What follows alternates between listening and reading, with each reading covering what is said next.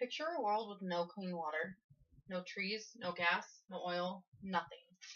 How will we stay clean, stay hydrated, stay cool, warm our homes, or get from place to place? The world would be a dry, polluted, scary place if we do not take care of it. In this speech, I will give you ideas on how to go green by conserving water, conserving resources, and conserving energy. First, we need to conserve water. If water is the base of life, if we don't conserve water, we don't have life. If we don't have clean water, we don't have a healthy life. One way we can conserve water is to shorten our showers. I know it's hard. I personally like long showers, but we need to just get in, wash, and get out instead of standing there daydreaming. Also, bottled water. Bottled water is a really bad way to waste water because people drink part of a bottle and they throw it away, and that's it. They're done with it. Also, we need to find other ways. We need to shut off the water while we're brushing our teeth, or shut off the water while we're washing dishes instead of just letting it constantly run for no reason. Because that wastes a lot of water every year.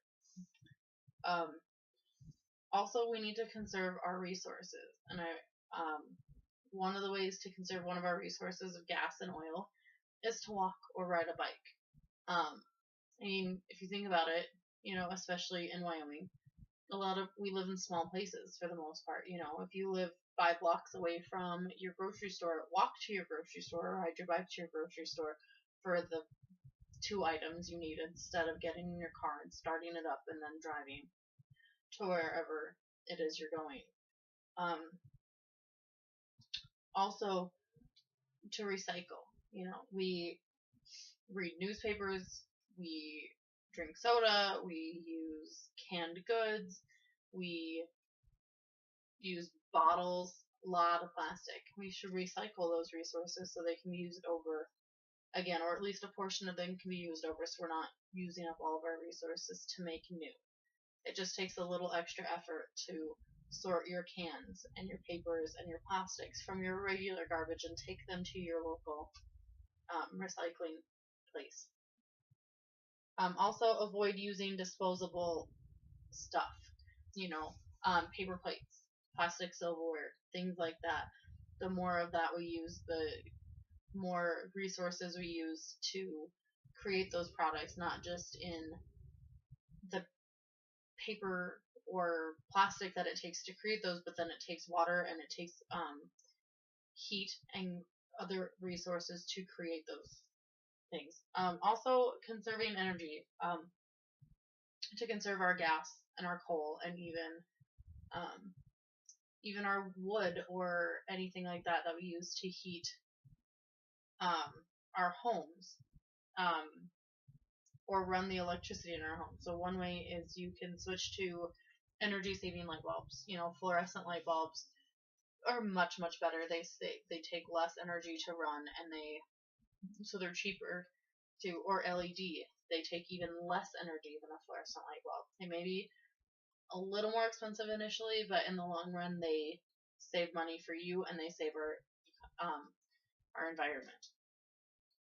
Turn down the thermostat. Just a couple of degrees makes a really big difference. If you are sitting at home, there's not a lot of a difference if you're just sitting at home. If your thermostat is at 75 or at 70, turn it down to 70. And if you're a little chilly, then sit under a blanket instead of cranking your thermostat up. Same with your air conditioning. Turn your air conditioning up would be a little opposite. Instead of having it 60 degrees inside, put it 65. It's not that much of a difference, but it makes a huge difference on our resources. Also, insulate your home. Make sure you have good insulation. Cover your windows with plastic so the heat stays in your house. Seal any cracks that you have around your windows, around your doors, and keep your heat or your cold in your house, so then you don't have to adjust your thermostat as much. And that also will save from running the gas or your coal or your wood or whatever you're using to heat your home, and the electricity you use to cool your home.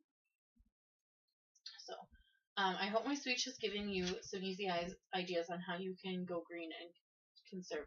We've discussed conserving water, resources, and energy.